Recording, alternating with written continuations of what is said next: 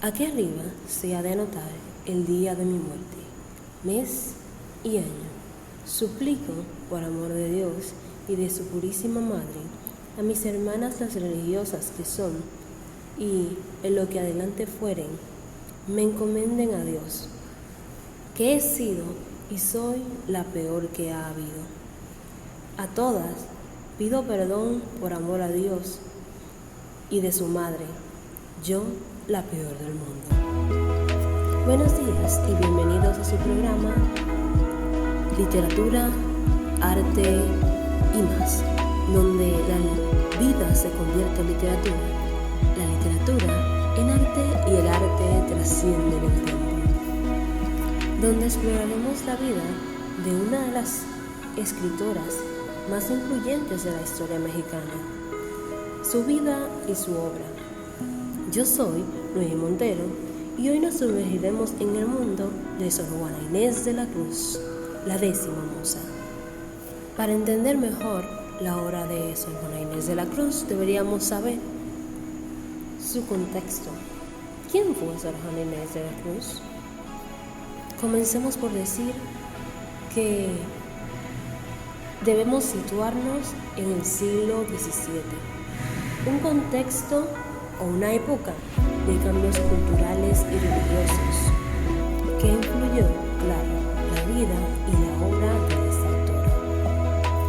Juana Inés Ramírez de Abad nació el 12 de noviembre de 1651 en San Miguel de Nepal y, habiendo tenido la luz de la inspiración, como ella misma nos relata en uno de sus escritos, buscó tomar lecciones y aprender a leer. Su curiosidad fue tanta por la lectura y por el estudio que le pidió a su madre ir a la universidad. Sin embargo, en esta época las mujeres como tal no podían ir a la universidad, por lo que ella le ofreció vestirse de hombre para poder ir a esta. Ante la negativa de su madre, esta decidió ir donde su abuelo y estudiar en su biblioteca. Ante la muerte de este, en 1655, fue enviada a la Ciudad de México a vivir con su tía materna, María Ramírez, quien estaba casada con Juan de Mata, hombre que gozaba de gran influencia en la corte del virrey Antonio, donde estuvo hasta los 20 años y pudo demostrar su gran inteligencia. Sin embargo, para la época, una mujer, para publicar o para seguir estudiando, tenía que o casarse o estar en el monasterio. Pero con su alta negativa al matrimonio, influenciada por el padre Antonio Núñez Miranda, confesor de los virreyes, Juana decidió profesar.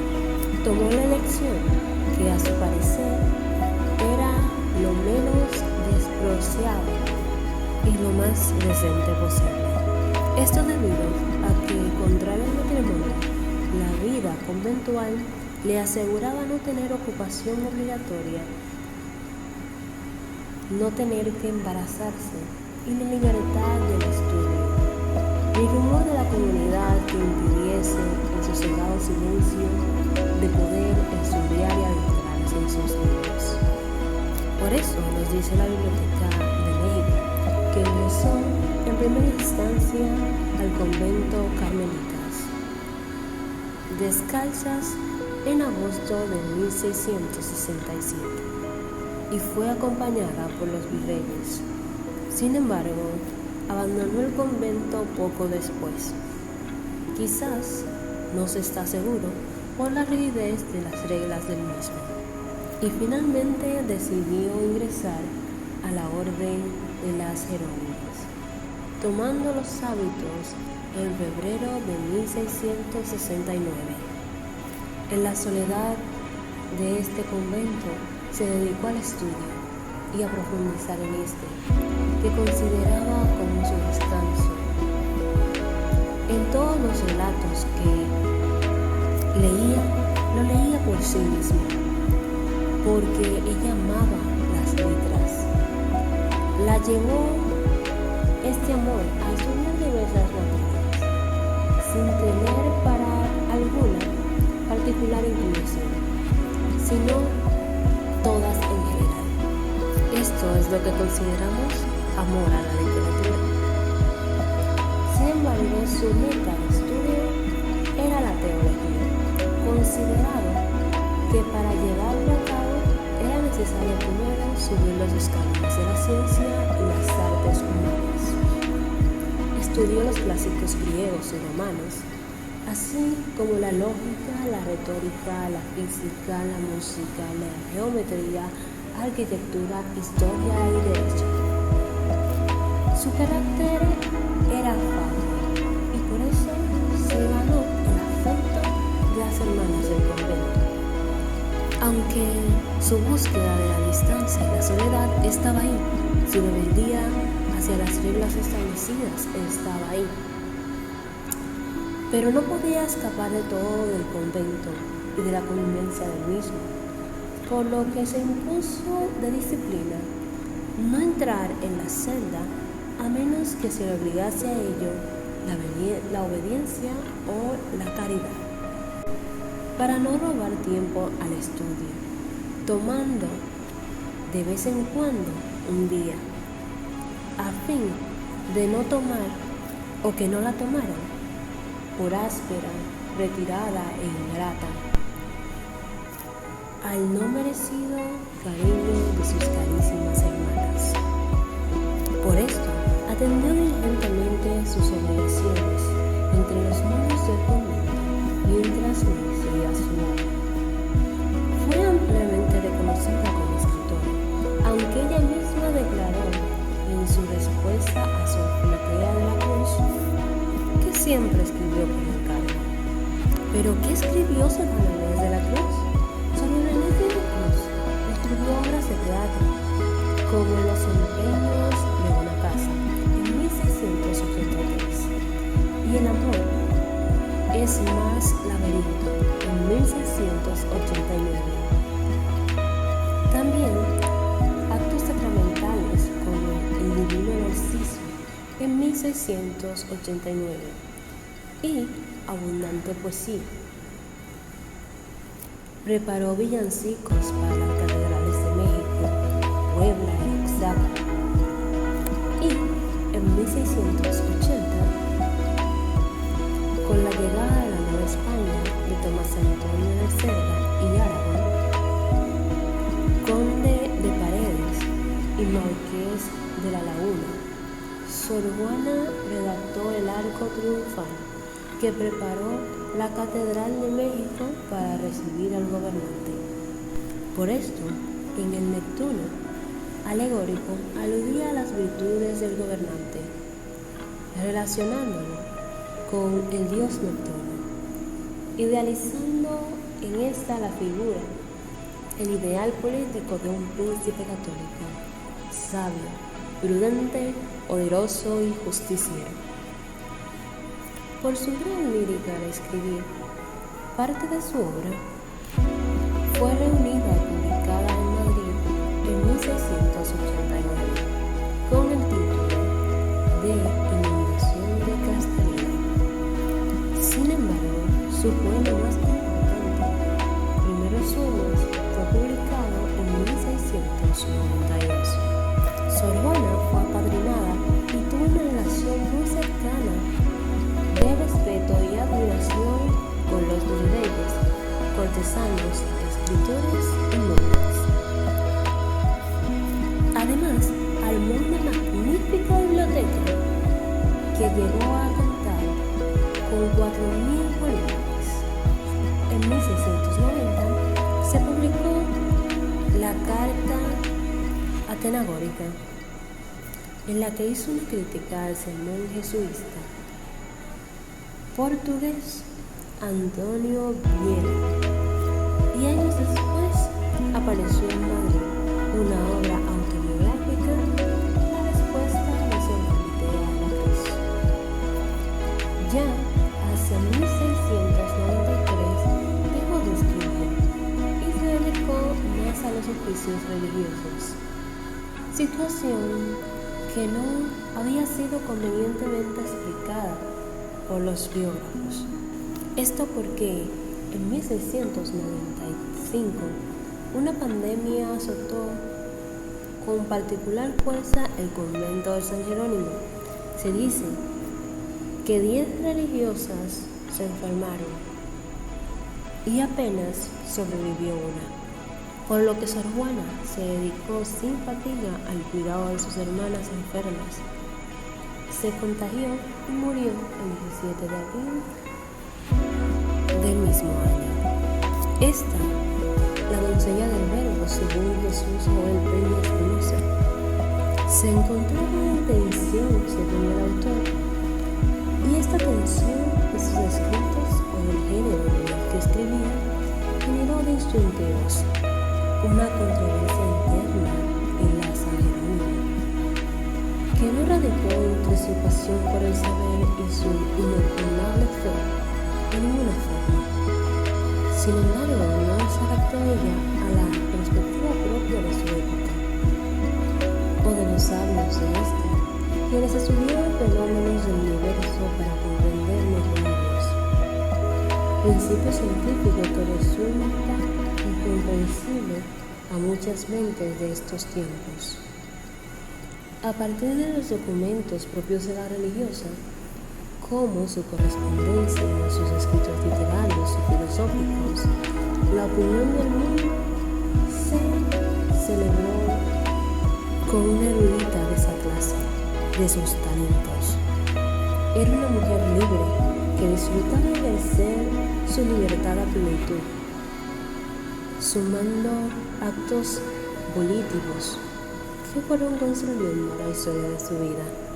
Sus escritos conllevaban un tono fuertemente crítico, que siempre sometían a un rigor y un contraste, que hoy veremos en algunos de sus poemas que serán leídos en su programa Literatura, Arte y más. Y comenzaremos con un soneto de esta misma autora conformado por 14 versos de arte mayor, rima consonante, en el que Sor Juana expone la suerte que corre el amor cuando el celoso, motivado por las pasiones que desde el inicio lo posee, se deja arrastrar, que consuela a un celoso, epilogando las series de los amores de Sor Juana Inés. Amor empieza por desasosiego, solicitud, ardores y desvelos. Crecen los riegos, lances y recelos, sustentases de llantos y de ruegos, doctrinarle tibiezas y despegos, conlleva al ser entre engaños velos, hasta que con agravios o con celos apaga sus lágrimas, su fuego. Su principio, su medio y su fin es este. Pues, ¿por qué Alcino sientes el desvío de Celia, que otro tiempo bien te quiso? ¿Qué razón hay de dolor te cueste? Pues no te engañó amor, Calcino mío, sino que llegó el término preciso. Ahora leeremos, quejándose de la suerte, insinúa solución a los vicios y justifica su divertimiento a las mozas. ¿En qué persígueme, mundo que interesas? ¿En qué te ofendo? Cuando solo intento poner bellezas en mi entendimiento, y no mi entendimiento en bellezas. Yo no estimo tesoros ni riquezas, y así siempre me causan más contento poner riquezas en mi entendimiento, que no mi entendimiento en las riquezas. Yo no estimo hermosura que vencida, es espejo civil de las edades, ni riqueza me agrada mentida, teniendo por mejor en mis verdades consumir vanidades de la vida, que consumir la vida en vanidades. En este soneto, la voz lírica se enfrenta a la orden del mundo, con sus vanidades y sus vicios. Ante estas tentaciones, para la poeta no hay dilema, aunque podría ser un poco dilémico en este siglo, pero para esta y en varios siglos anteriores, claro. Pero para la poeta esto es simple. ¿De qué me valdría el dinero y la belleza sin entendimiento? Vamos a leer ahora. Contiene una fantasía contenta con amor decente. Detente, sombra de mi bien esquivo, imagen del hechizo que más quiero, bella ilusión por quien alegre muero, dulce ficción por quien penosa vivo. Si al imán de tus gracias atractivo sirve mi pecho de obediente acero, ¿para qué me enamoras lisonjero, si has de burlarme luego fugitivo? Mas blanzonar no puedes satisfecho de que triunfa de mí tu tiranía, que aunque dejas buscarlo el lazo estrecho que tu forma fantástica ceñía, poco importa burlar brazos y pecho si te labra prisión mi fantasía. Este poema está cargado de amor, está cargado de ensoñación de ese amor, pero no ese amor de la relación humana, sino una experiencia divina, que no puede ser poseído, pero sí experimentado, quien anhela y goza a la vez. Aunque encargado de profundo sentimiento. Otro de sus poemas, A Cristo Sacramentado, Día de Comunión, nos habla del romance lírico, que contiene rimas pares, mientras que los impares son independientes. Amante dulce de alma, bien soberano, a que aspiro. Tú que sabes las ofensas, castigar a beneficios, divino imán en que adoro, hoy que tan preciado os miro, que me mimáis la osadía de poder llamaros mío. Hoy que en reunión amorosa pareció en vuestro cariño, que si no estabas en mí, era poco estar conmigo. Hoy que para examinar el afecto con el que os sirvo, al corazón en persona habéis entrado vos mismo. Pregunto, ¿es el amor o celos tan cuidadoso escrutinio? Que quien lo registra todo da a sospechar indicios. Mas, ¡ay, bárbara arrogante! ¿Y qué errores he dicho? Como si el estorbo humano ostentara el linaje divino. Para ver los corazones no es menester asistirlos, que para vos son patentes las entrañas del abismo. Con una intuición presente tenéis en vuestro registro el infinito pasado hasta el presente finito. Luego no necesitabais para ver el pecho mío, si lo estáis mirando sabio, entrar a mirar lo fino. Luego es amor, no celos, lo que en vos miro.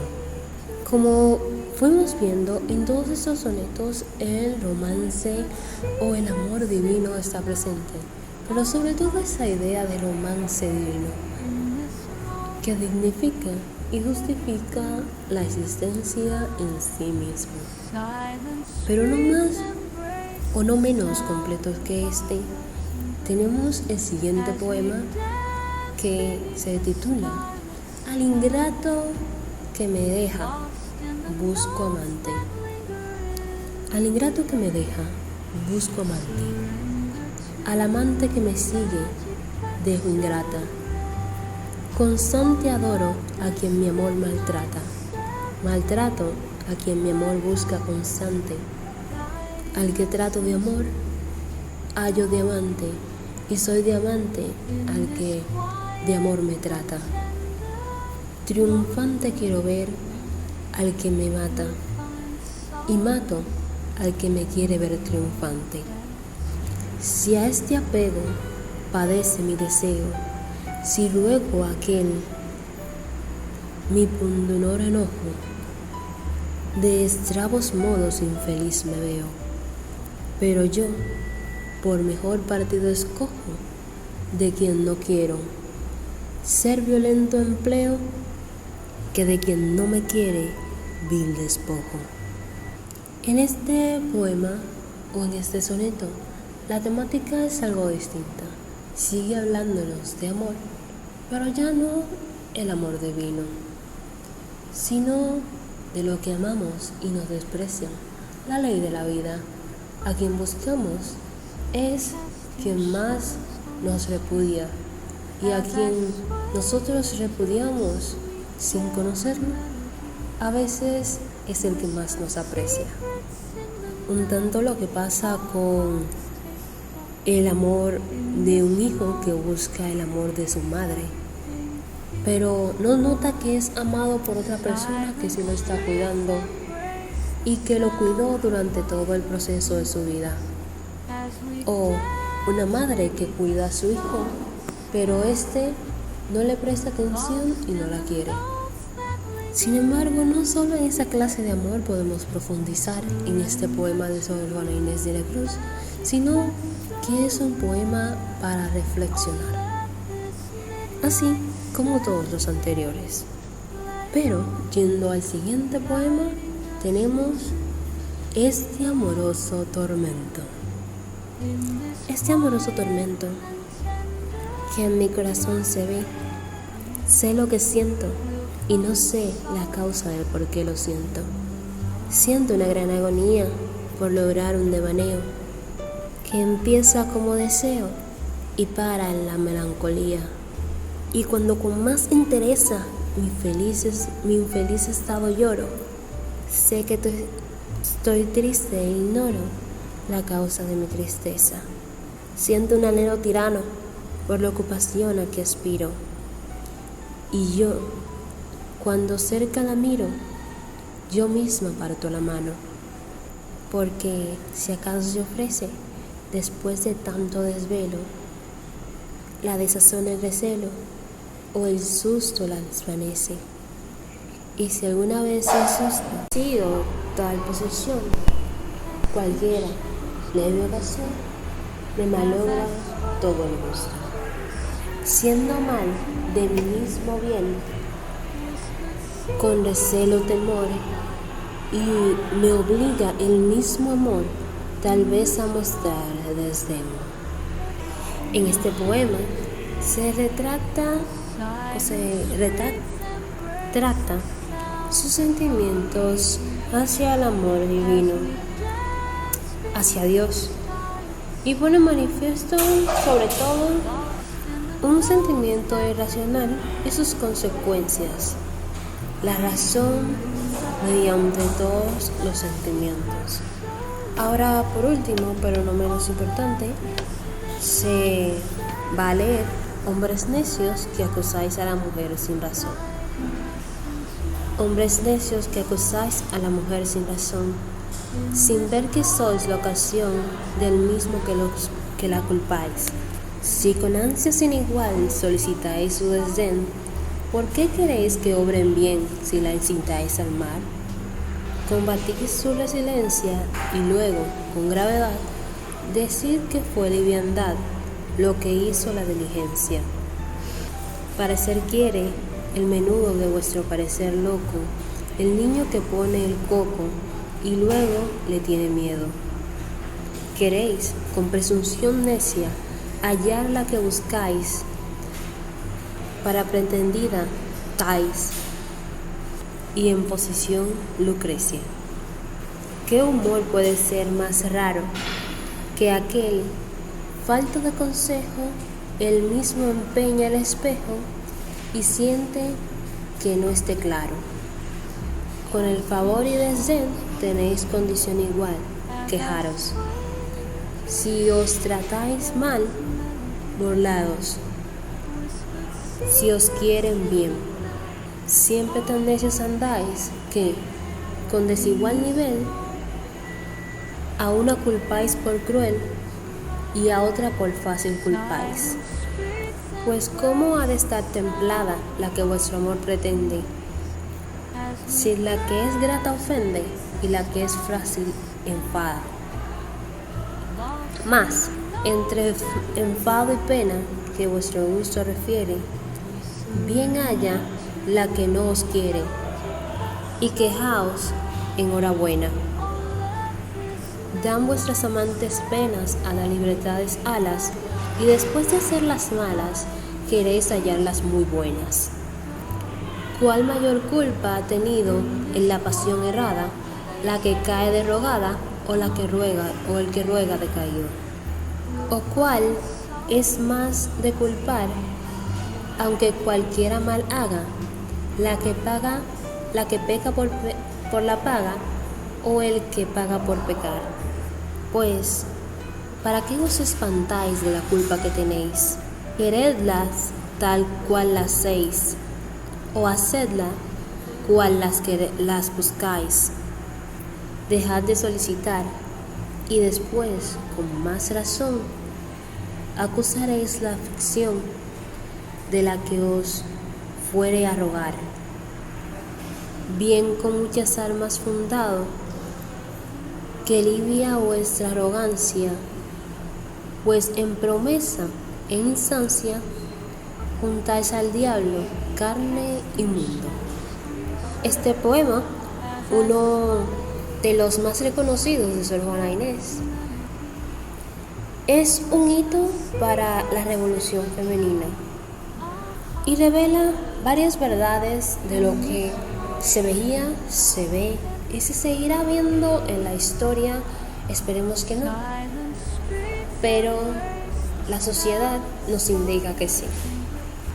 Escribir en estos tiempos del barroco, donde la iglesia está buscando reconformarse después de que los protestantes sacaron la reforma, la iglesia católica entonces saca la contrarreforma. En esta contrarreforma ellos buscan reivindicarse, ¿verdad? Pero ¿qué pasa? Sor Juana Inés empieza a escribir en contra de ellos en la misma iglesia. Esto resulta un poco chocante, pero al mismo tiempo estaba exigiendo los derechos de mujeres que en ese tiempo no tenían derechos. Claro, como ya habíamos leído antes, ella estaba apoyada en el virrey y la virreina, pero hacer esta contribución desde el momento histórico en el que la hizo ha marcado un precedente que pasará hasta la historia. Hasta aquí el podcast de hoy.